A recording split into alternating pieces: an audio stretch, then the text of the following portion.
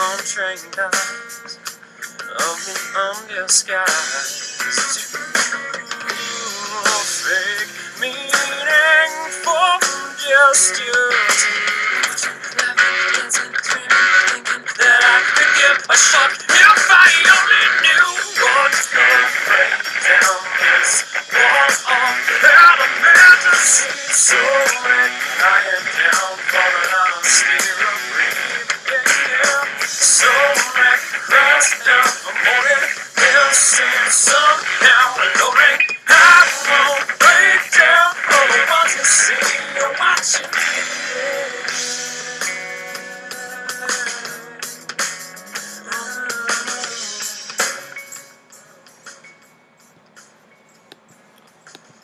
And welcome to the block. I am your host, Kyle Johnston. It's for the late night addicts, the early morning coffee drinkers. It's where we talk sports, we break down the games and do some handicapping, talk a little pop culture going around in the world, and obviously I try to provide you with some much needed music to get us through our lives.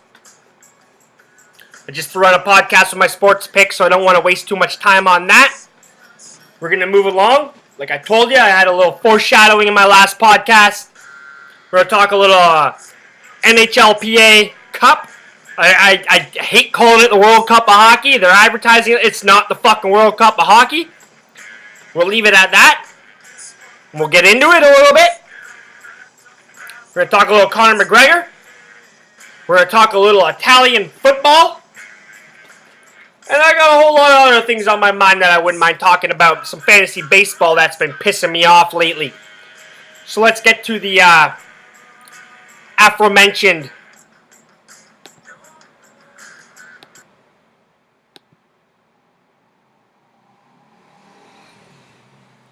sorry about that. Let's get to the aforementioned NHLPA Cup, because I'm not very happy with it right now. I'm obviously interning down there at Rogers Sportsnet right now, so I understand that they're broadcasting this. I understand that they have to like it, but it's not the World Cup of Hockey. How the fuck can you have a World Cup of anything with 6 fucking nations and then 2 fucking teams that are fucking thrown together? That's like going in the World Cup and saying, hey, Africa, all you fucking teams suck. You're never going to fucking win. You're all playing together. Ghana, Ivory Coast, Cameroon. Fuck it. You're all playing together. Senegal, throw some fucking players in. That's like saying fucking, hey, Asia, you guys ain't ever gonna fucking win. So screw the World Cup. We're gonna have like fucking 14 teams in it. Not even that. We'll have the top 6 European teams in Brazil, fucking Argentina, Uruguay. That's about fucking it. Chile, Venezuela, Colombia. Screw you guys. You're all playing fucking together. Japan, Korea, Australia, all you guys over there in the Oceanic, screw you. You're all playing fucking together. It's an insult. The whole thing's a fucking insult. Slovakia's actually won a medal at the Olympics. Pretty sure they came 3rd place, in the last Olympics or the one before that? They can compete. Switzerland easily can compete. They have a pretty damn good league over there.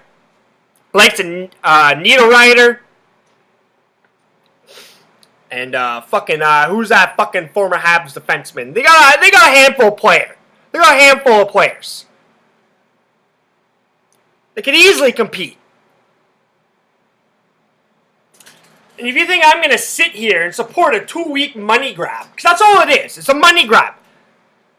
It's to get all of their little NHL players in so they can fucking advertise them and hope people fucking buy their jerseys. I hope it's a fucking utter disaster, to be honest with you. I ain't going to be going to no games. I tell you what, I'll be betting on it, though, because I'm a degenerate bettor, handicapper, and wager. And I'm going to tell you one thing. I absolutely hate the World Championship of Hockey because it happens. Excuse me. I hate the World Championship of Hockey because it happens every year. Like, why do you need to have a fucking World Championship of Hockey every year? Why not wait every other year? Every 3 years. Let's make it fucking worthwhile. Let's make it fucking mean something. How the hell can you have a World Cup of Hockey with no qualifying? Canada look when there's a fucking World Cup? They have got qualifying to get in. Half of the magic around the World Cup and half of the magic around the Euro Cup is the underdog Cinderella story. There's always one. Greece won 2004. We've had a couple of African teams go on a run. Ghana had a fucking damn good chance. What was it? Was it over in Africa when Luis Suarez fucking slammed the ball down in his fucking penalty area to prevent the ball from going in? They won in fucking penalty kicks. That's the nostalgia. That's the magic of fucking World Cup tournaments. Is that there's always an underdog story. And then when you look at this fucking tournament, it's basically set up for Canada or the under 23s. Come on, let's see. Russia, are they going to win? No. Bunch of fucking chokers. Do you think they really give a shit? No. Sweden, they're all right. They'll compete. Sweden will compete. They'll show up. Finland, they're better on the youth stage right now. Better on the youth stage. They'll play a lot of unders, a lot of low-scoring games. Are they really going to care that much? No, I don't think so.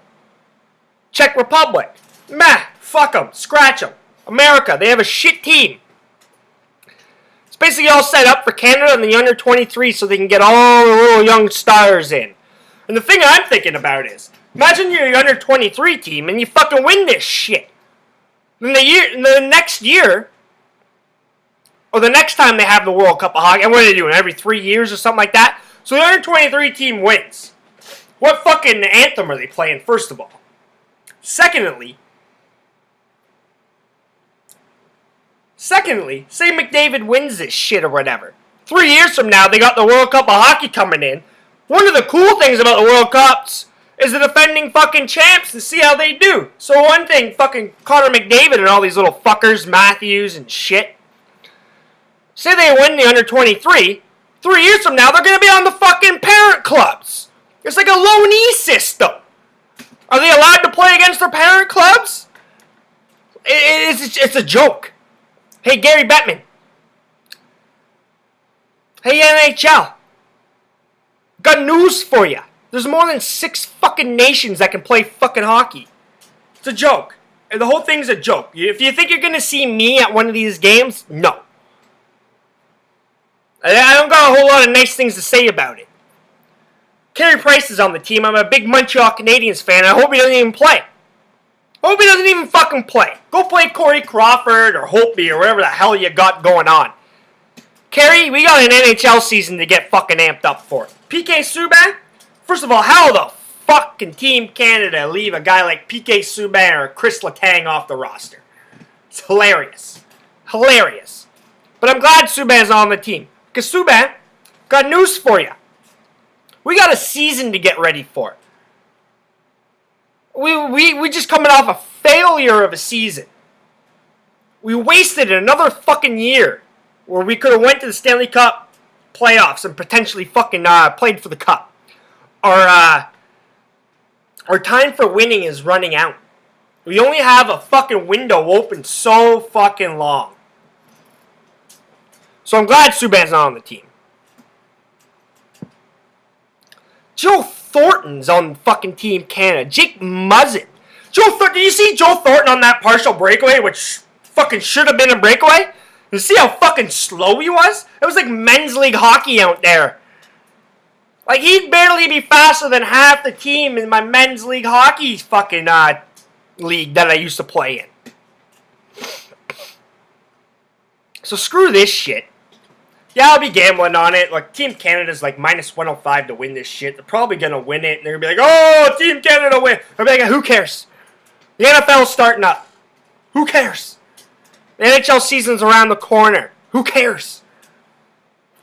It's a joke. The whole thing's a joke. I remember meeting a couple other guys in the media. Media personnel. I don't drop any names. It's not who I am. But they were ripping it.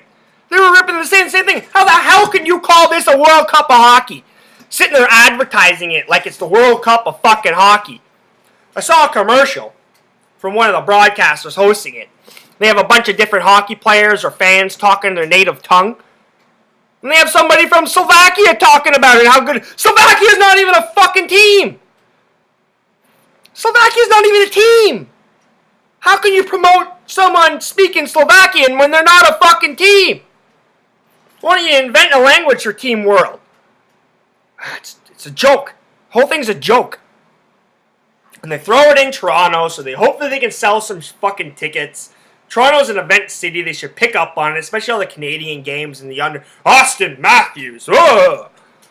As soon as I heard about the under-23 team, I knew exactly what the NHL was fucking up to. It's all about promotion. It's all about fucking getting their players' names out there. It's all about fucking advertising. Like, I got news for you. I care more about the Olympics. Right, as of right now, I care more about the World Championships that I hate. It's a joke. The whole thing's a joke. Where are you gonna have it? In Canada every year?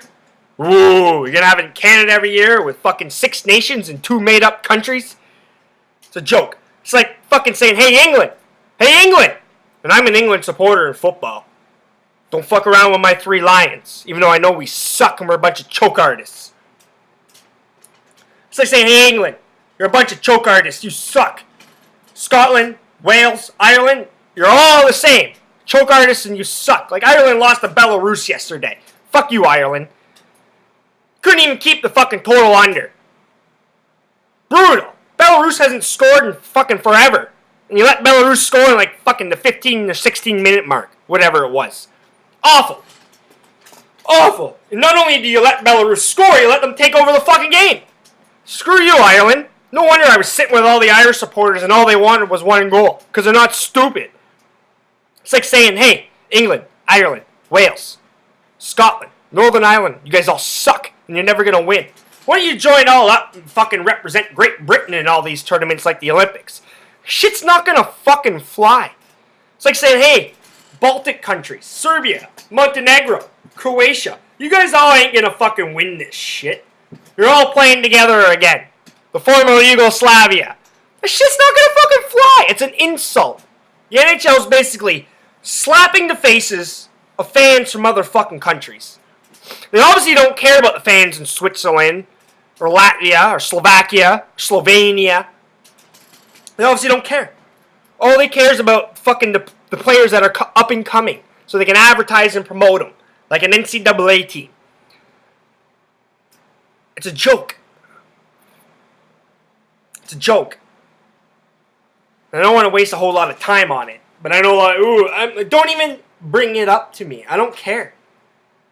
Yeah, I'll break it down and I'll throw some bets on and I'll probably bet on most of the fucking games. That's who I am and that's what I do. And I'll provide those bets. I tell you right now, I ain't gonna like it, I ain't gonna get into it like it would be the fucking Olympics and shit. And hockey, what, you're pulling this shit off. You're willing to spend the money on something that you're calling the World Cup that's not the fucking World Cup. But you're not willing to go to the Olympics? Because it's over in Korea?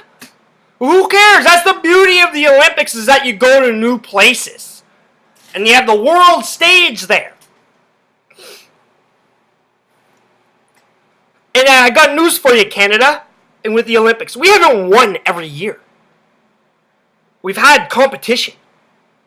We haven't won every year. In fact, the Czech Republic won the first year. So there you go. Greece won the Euros in 2004. That's the beauty of an underdog story. What about Leicester City in the Premier League? We wouldn't have Leicester City if all these bullshit, my team included, United, all these cocksucking teams that think they're so good, went along with the little European Super League. It wouldn't happen. We wouldn't have this story.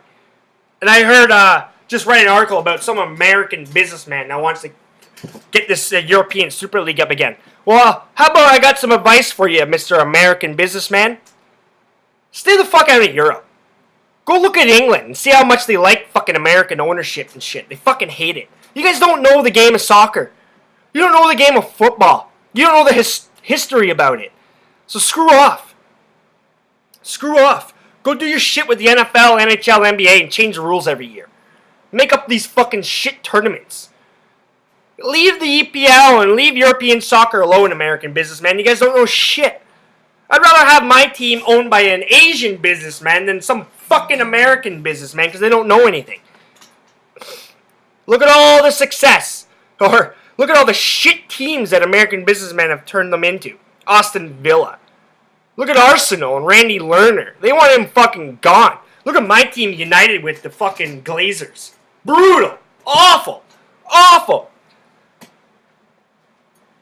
I don't even have to look at the financial things that the Glazers have done. I can just look at the one fucking thing is they appointed Ed Woodward, our fucking executive director or whatever the fuck he is. Ed Woodward doesn't know shit. Ed Woodward's been the fucking main problem in our team the last 3 years. Ed Woodward, you could fucking walk the plank and get the hell out of Old Trafford. Get the hell out of Old Trafford, Ed Woodward. You don't know shit. You don't know shit about fucking football. You don't know shit about the fucking history. You don't know shit about fucking buying players. You throw around money because you think money's gonna fucking... No. Money does talk in European football, but so does glory. So does fucking silverware. So does what you're doing right now. And realize that players ain't gonna come to United when we're not playing Champions League football. Players aren't gonna come to United when we're playing an unattractive style of football. Louis Van Gaal was awful. Awful. Yeah, Louis Van Gaal... kind of like him because he introduces young players. And that's what United's been about. Young players and British players. I'll get to the British player thing in a moment. So yeah, Louis Van Gaal introduced some young players to the squad. His hand was kind of forced. It was kind of nice to see. I like that. It's about the only thing he did positive. Because his tactics were fucking god-awful. The fact that he wouldn't fucking adapt to a game was fucking hilarious. It was Van Gaal's way or no way. And that included us losing. Or drawing when we had all the fucking possession. It was awful. It was awful. Playing players out of fucking position, brutal. I don't want to spend too much time on it, but the World Cup of Hockey, it ain't the World Cup of Hockey, people. I'm more excited for the fucking NHL draft, the NHL free agency, and let's get fucking rolling back into the season. The Habs got some business to take care of. It's enough of the World Cup of Hockey. Pisses me off as much as all these fucking Toronto fans around Toronto or TFC fans. They're not even TFC fans. They're just fucking Toronto sports fans. They don't know shit, really. They're sitting there, ooh, Giovinco got snubbed. And some of the other people are a little bit more, ooh, Pirlo got snubbed. Well, I got some news for you guys, too. Giovinco's not as good as the people they fucking picked. Andre Pirlo's not as good as the people they fucking picked. Sebastian Giovinco and Andre Pirlo play in an inferior fucking league. The MLS is not that good. The MLS is not nearly as good as the top 5 or 6 divisions in Europe. In fact, the championship, the second tier of England soccer, is way better than the MLS ever thinks that they could be right now. Conte was right when he said the MLS was an inferior fucking league. It is. They do a lot of wacky fucking weird things. First of all, they gotta get their scheduling right. Why the hell are you playing games when players are called up? TFC right now doesn't have any of their designated players. Why? Why? And they're gonna be missing them for a long fucking time. They had to, leave like 3 weeks early to prepare for the Copa Americas, and they're going to be at the Copa Americas. You know how much things can happen in fucking 6 or 7 weeks of football? You're basically done and dusted. And that's exactly what TFC is. TFC's not that good. We need those players. Not that good. But for all you TFC, it's a good thing Giovinco's around. Even though now he's hurt. Now he's hurt. Doesn't shock me. Doesn't shock me at all. To be honest with you, it doesn't shock me at all. But now he's hurt. What the fuck do we have to look forward to? Nothing. We're an average team. We're a below average team. Below average manager. Not a lot of experience. Oh, fuck, man. It's just fucking frustrating. So, yeah. Simone Zaza, better. Eder, better. Insigne from Napoli, better than Giovinco. Domenico Bernardi, the winger that got left off of fucking Italy, better than Giovinco. Everybody, Giovinco, he's scoring all these goals. If Giovinco got put in the top 6 leagues over in Europe, he wouldn't be fucking scoring half of the goals he's playing. He wouldn't score fucking 3/4 of the goal he's fucking playing, probably. Not that good. When I look at Italy's squad, it's a typical Italian squad. A bunch of hard workers, defensive fucking minded players, guys that can win tackles, and they got a couple prolific scorers that may not be flashy or fancy, but they'll put the fucking ball in the net when need be. I would definitely rather have Simone Zaza or Insigne leading my line rather than Sebastian Giovinco. I'd rather have Thiago Motta in my midfield rather than fucking Andre Pirlo. Andre Pirlo is complaining about running around in the MLS. Well, you should have realized what the MLS was all about. It's not about technical skill. It's not about holding on to the ball. It's not about football skills in 2016. The MLS is old. It's a physical league. It's all about athleticism. It's athletics, man. They fucking hit the ball long, they outmuscle players, and they score their fucking goals. Defense is fucking horrific because of it. Something TFC should fucking learn. If you have a good fucking solid defensive system, you're gonna be in fucking games every fucking, you're gonna be in every game. Something the Italians are fucking sure aware of. And I'll tell you what. Italy's gonna go to the semifinals. Italy's gonna go to the semi-fucking-finals. They're in a group with what? Belgium? They're in one of those fucking groups of death. Kind of. I should fucking pull it up right now, but I freaking really don't want to. It's kind of going off my memory right now. But they have a tough group to get through, and they're gonna get through it. What? Oh yeah, Italy, Belgium, Sweden, and who's the other fucker? I wouldn't be shocked if Italy beats Belgium. A lot of people are high on Belgium right now and shit like that. I don't trust Lukaku leading the line. I don't trust fucking Vincent Kompany fucking defending the back line. No, I don't. I don't trust De Bruyne fucking being the magician at the number 10 role. Nah, I don't fucking trust it at all. Even if Belgium comes ahead of Italy, Italy will go farther. When you look at the Euros, there's only a few teams that can win this, realistically. You got Germany, Spain, France, fucking Italy. England ain't winning it. Belgium's not winning it. Czech Republic's not winning it. Portugal's not winning it. Fuck.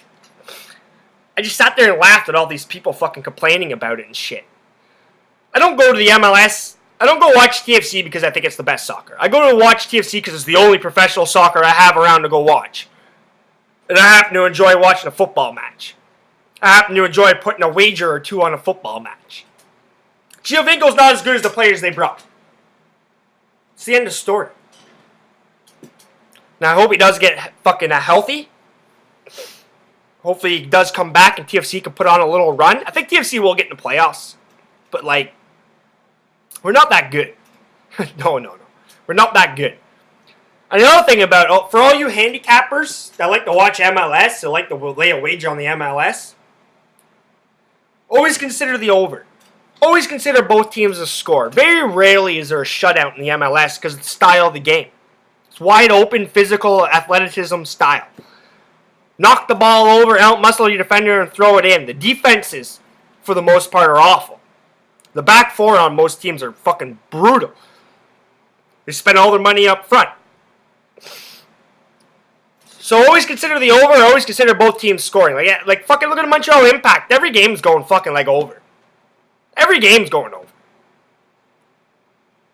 Orlando City, there's another one. Every game's like going over. LA Galaxy, there's another one.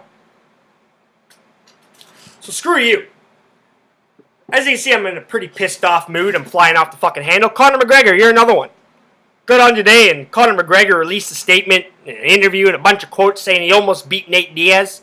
He was a few punches away from beating Nate Diaz before he ran out of gas. Well, a few punches away from being an opponent in fucking mixed martial arts is a hell of a long way to fucking go, because it's a fight. Hell of a long way to go. You lost. You weren't as good. You weren't strong enough to fucking knock out Nate Diaz. Nate Diaz beat you. And I wouldn't be shocked if Nate Diaz beats you again. He was complaining about his training and how he didn't have to cut weight and his nutrition got all out of whack. Well, that's your fault, Conor McGregor. That's your fault. It's not the UFC's fault. It's not Nate Diaz's fault. It's not your camp's fucking fault. That's your fault, Conor McGregor. You're walking in a life that you haven't fully deserved yet. You think you're this fucking big shot. You're not. You think you're Floyd Money Mayweather. You're not. You're not. You don't have nearly as much money as you fucking seem to preach, buddy. You live a pretty expensive lifestyle, too, from what I hear and read. So shut up, Conor McGregor. Get ready for your rematch. I think you're going to lose. You better get ready for the featherweight division, because that's where you're going back. And I do agree that McGregor basically cleaned out the featherweight division. He didn't have to make... I think he only defended his belt once or twice in that division. But there wasn't a whole lot of competition. Although Frankie Edgar... Frankie Edgar's getting older. I'm a big Frankie Edgar fan. The guy's a fucking warrior. I think he already should have had a couple of shots already. But, he's had his wars. He's had his wars with people. Gray Maynard, shit like that. So, yeah, that division is a little weak right now. It's much like the heavyweight division right now. But, Conor McGregor, you keep running your mouth and you're just making the UFC laugh. Making the UFC laugh. But when it's all said and done, when he finally does get back in the ring, all his running the mouth, all this fucking bullshit will sell tickets. People are going to want to buy tickets to see him get knocked the fuck out. People are going to buy tickets to see him win. It's one of those fucking, he's got one of those profiles as an athlete.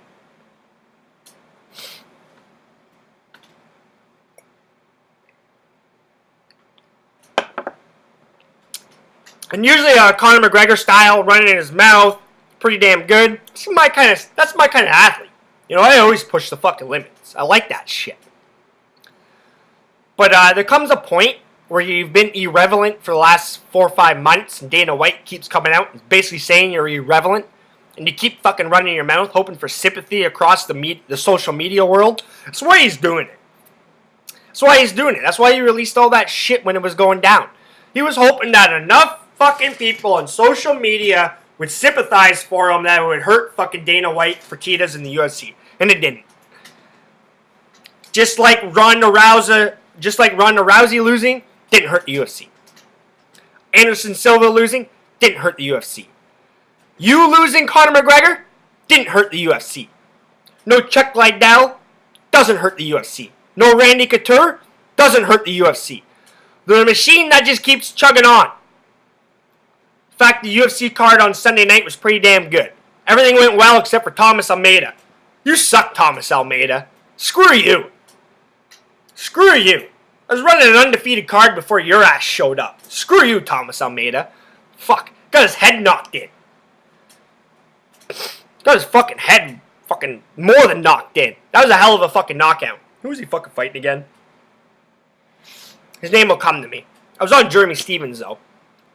Henan Barral, yeah, he's over the hill. Over the hill, Henan Barral. Jeremy Stevens is not that good of a fucking fighter, and Henan Barral made Jeremy Stevens look like basically Chuck Liddell and fucking some of the old fucking strikers back in the day.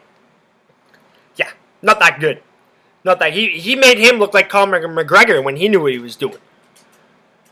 So Conor McGregor, just shut up. He's talking about, I'm eating fish and cabbage and lettuce. Yeah, just shut up. Just go away for a little while, Conor McGregor. Just go away. Get ready for your next fight. Let UFC 200 take its place because you're not involved. You watch. The night of UFC 200, the weigh-ins and the actual fights, Conor McGregor will be on Twitter, running his mouth. You watch. Because he knows people will be interested. His team isn't stupid. Nor is he. He's not a stupid guy. But he's taking it a little too far. He's biting off more than he can chew right now. He's just got to shut up. People will be anticipating his next fight regardless. And as for the talk of Conor McGregor versus Floyd Mayweather, can't believe people are even talking about it or writing about it. Not going to happen. Not going to happen.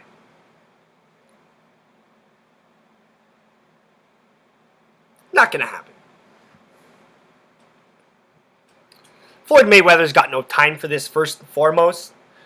And Conor McGregor, if you want to keep a UFC career fucking under your feet, You got no time for this either. Because you don't make the UFC. The UFC makes you. You gotta remember who you work for. You don't work with the UFC. You work for the UFC.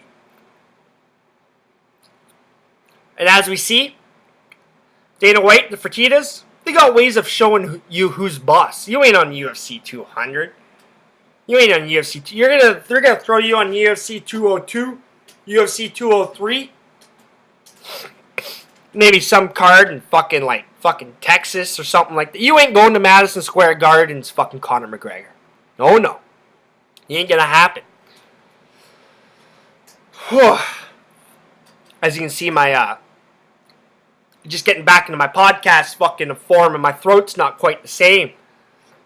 I don't know what the hell I'd do if I was a host of a show and I took a fucking week off vacation. My throat, it makes you soft. It makes you soft. But before I go, I want to get into a little fantasy baseball talk. I haven't talked a whole lot about my fantasy baseball league. Doing pretty good. Sitting there at 5-2. Should be at 6-1 if I didn't fuck up. But internship took priority, and I just didn't quite have the hours. Kind of forgot about it a little bit. Had other shit going on 1 week. But our fantasy league's bullshit, basically. Part of it's my fault. I should have done my due diligence to check out the scoring system before I got into this. And they also should have recognized the problem when the fucking commissioner of the league was doing nothing but selecting starting pitching during the draft. When everybody else was getting some bench players and etc. Should have fucking realized that very quickly. I also should have realized something might be up when I did my NFL fucking fantasy league with this guy. Remember, these are cash leagues, that's why I do it. And as NFL fantasy, usually you start 2 running backs, 2 wide receivers, then a flex position between tight end, wide receiver, running back. But in his fantasy league, 3 wide receivers started, only 1 running back, and the flex position included a QB. I realized that really quickly when he was drafting wide receivers and quarterbacks, but I didn't clue in the baseball. So basically in our baseball fantasy league, if you've drafted or if you've constructed a very damn good team with a bunch of good fucking players and studs, it's not beneficial to you. It's actually a hindrance. It hinders you in winning. Because you have 5 add and drops per week. It benefits you to have a shitty fucking pitcher on your fucking club that you don't care about adding and dropping. Because if you add and drop 5 pitchers plus the 1 guy that you fucking let go, that's 6 pitchers fucking getting you points compared to, say, 1 because you don't want to add and drop anybody. That's like fucking an extra 100 points a fucking week of just shit pitchers. People are like, oh, why are you picking up shit pitchers? They're not going to get you points. Well, in our league, because of the commissioner was a fucking dumbass, and the pitchers don't get deducted points for walks. They hardly get deducted points for earned runs. And that batters' fucking values are so low for hits and shit like that, or doubles and triples and shit, are all the same. If your pitcher goes 4 innings, gives up 4 earned runs, but strikes out 4 guys, you're getting double-digit fucking points. You do that 5 times a week. With just that quality pitching, that's like 60 points. Or so. And not every pitcher is going to be that shitty. Some of them will have a fucking good game. So that's why it gets up to around the 75 to 100 point range fucking added every week. Me, I got a damn good fucking baseball team. And if I don't have anybody hurt, I don't want to add or drop anybody, because if I fucking drop that pitcher, he's gone. Someone else is going to fucking scoop him up.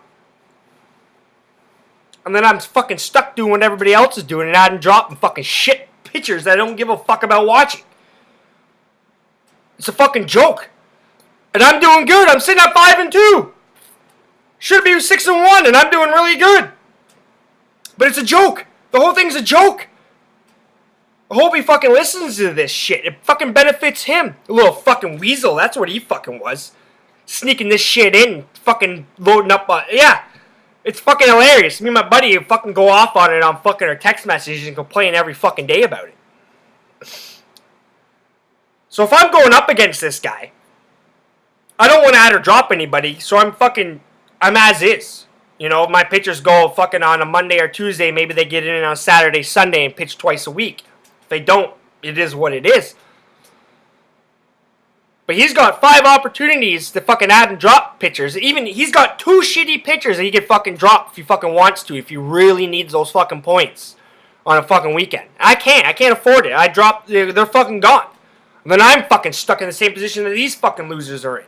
The point of fantasy baseball, the point of having a fucking live draft is to construct a fucking really good team where you don't have to make any moves that's gonna fucking crush people. The point of fantasy baseball is not adding and dropping a bunch of crap pitchers that you don't care who they are or who they play for. As long as they fucking go 4 innings and get you 4 Ks, they're going to get you double-digit points. Who cares about how many runs they let in? Me, I watch my pitch. I don't even care if they fucking let a run in. We're in a league where a pitcher walks a guy doesn't hurt him. We're in a league where a batter walks and he doesn't get rewarded for points. We're in a league where a batter fucking commits an error that's -1, which I'm okay with. But if they fucking get a hit, it's only half a point. So if they get an error, they need 2 hits to cancel out the fucking error. It's a fucking joke. The thing's a joke. And then we got our commissioners sitting there fucking bragging. Ooh, somebody give me a loss and shit like that. I'm sitting at 7-0 and it's not good. Yeah, because you knew the fucking rules going into this shit. Nobody else did. It's fucking bullshit, man. You use 5 add and drops every fucking week, man. It's fucking bullshit, man. And hey, Commish, I got news for you if you're fucking gonna watch this. I lost to you by 10 or 15 points. You used fucking all 5 add and drops. I used 1 or 2. If I used my other 3, I would have fucking crushed you. That's like another 40 fucking points. So don't be fucking running your mouth. Know where you are. Your team's not that fucking good. No, it's not. But I'll keep you guys updated. I'll throw out some fucking pitchers' names out there, some players' names from now on in fantasy baseball that I'm keeping an eye on, that I'm looking at. I'll try to end my podcast segment with a little fantasy baseball talk every day, because baseball is going to take the majority of sports viewers' attention over the summer months. I'll keep you informed of how I'm doing. I lost the NHL final. You know, I'm a pretty good fantasy player. I know my shit. I know what I'm doing. I've been playing for a long time. The more money's on the table, the better I fucking play. Think about the NHL fantasy. I made the NHL fantasy finals. I take a look at my team. I always go through the whole week to see, like, you know, where my players are playing and where they're not playing. Shit like that, just so I know. But NHL finals, I went and looked at my team. I didn't have one player playing on the Sunday, the final day of the fucking league.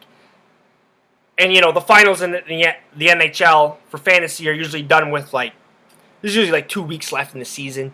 Usually a week after it. I think there's 2 weeks after ours. You know, so, like, there's not a whole lot of shenanigans going on in real life. But I looked at it, I didn't have one fucking player playing on a Sunday. And I just said, what did we have? 15 guys on a roster starting or something like that? 12 guys on a roster. I'm like, how the fuck do I got 12 guys starting? A few guys on the fucking bench. Not one of them is playing on a Sunday. This is bullshit. So, obviously I lost that. I had to save a lot of my add and drops for Sunday. But I had to fucking try to keep fucking pay. It was fucking bullshit, man. Because he was starting to fucking add and drop players because he had a bunch of guys going Sunday. So scheduling is a big deal. Fantasy sports. So, hey, Commish, don't fucking get your 2 guns out and blazing just yet, because you're not that good. No, you're not that good. But, I told you I'd get another podcast out. Today, I'm going to go grab some dinner. Maybe sit my ass on a patio because it's my day off. I'm going to get ready for some NHL playoffs. If you guys want my sports picks, check out my earlier broadcast. My earlier podcast. It'll give you all the sports picks for tonight. Been on a pretty good run as of late. Hopefully the month of June we can continue that.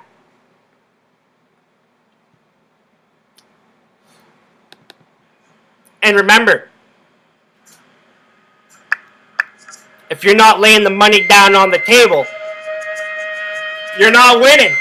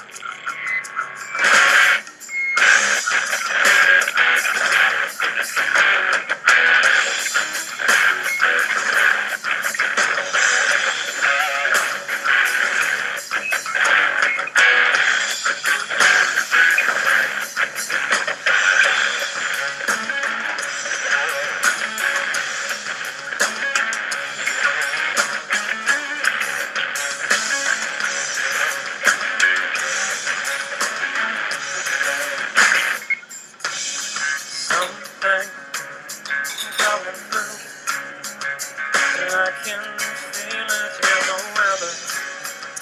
Take these burdens and continue on your way. Take this cruise and pour it through. From this I can't stay. I can't stay. Oh, this is enough. Stay with me. I wanted to know what I've fallen to.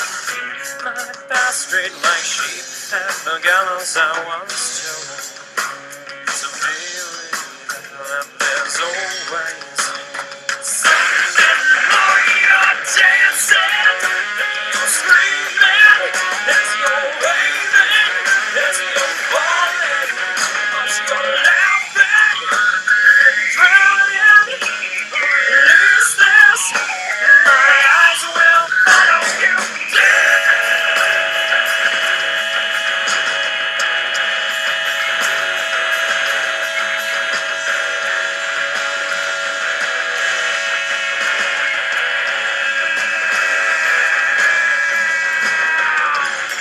There's a